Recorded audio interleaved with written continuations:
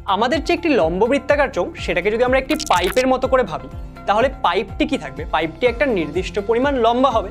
তাহলে সেই যতখানি লম্বা হচ্ছে সেটাকে আমরা কি বলছি? সেটাকে আমরা বলছি লম্ববৃত্তাকার চোঙের দৈর্ঘ্য বা লম্ববৃত্তাকার চোঙের উচ্চতা।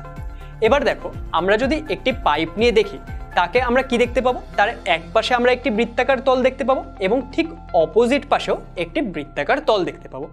এবং এই যে এই বৃত্তাকার তল দুটো, তারা কিন্তু একটা আরেকটার সাথে সমান হয়।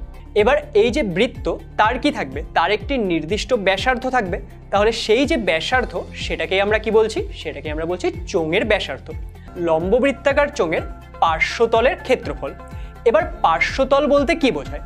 দেখো, আমরা যদি একটি চোঙ নিই, তার কি থাকবে? তার দুটি বৃত্তাকার তল থাকবে। আরেকটি যে তল, সেটা কি হবে? সেটা একটি কার্ভড প্লেন হবে, তাই তো? এবার সেই যে কার্ভড প্লেন বা আমাদের যে একটি বক্রাকার তল থাকছে, সেটার যে ক্ষেত্রফল, সেটাকে আমরা কি বলি? সেটাকে আমরা বলি লম্ববৃত্তাকার চোঙের পার্শ্বতলের ক্ষেত্রফল। এবার এই যে লম্ববৃত্তাকার চোঙের পার্শ্বতলের ক্ষেত্রফল, সেটা আমরা হিসাব করব কি করে? এর জন্য আমরা একটি ফর্মুলা শিখব এবং ফর্মুলাটি বোঝার জন্য ধরে নাও আমাদের যে এই লম্ববৃত্তাকার চোঙ, তার ব্যাসার্ধকে আমরা বলছি আর, এবং এর যে উচ্চতা বা দৈর্ঘ্য, সেটাকে আমরা বলে দিচ্ছি এইচ।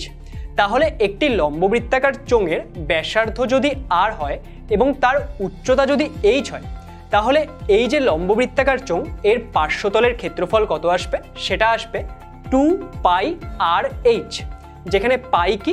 পাইয়ের মান হলো 22/7। সম্পূর্ণ ভিডিও দেখতে ডাউনলোড করো আচার্য অ্যাপ।